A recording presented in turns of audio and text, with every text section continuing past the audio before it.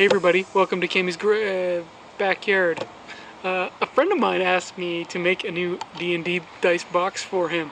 So this is what I came up with. It's just made out of walnut and mahogany. Let me show you how I made it.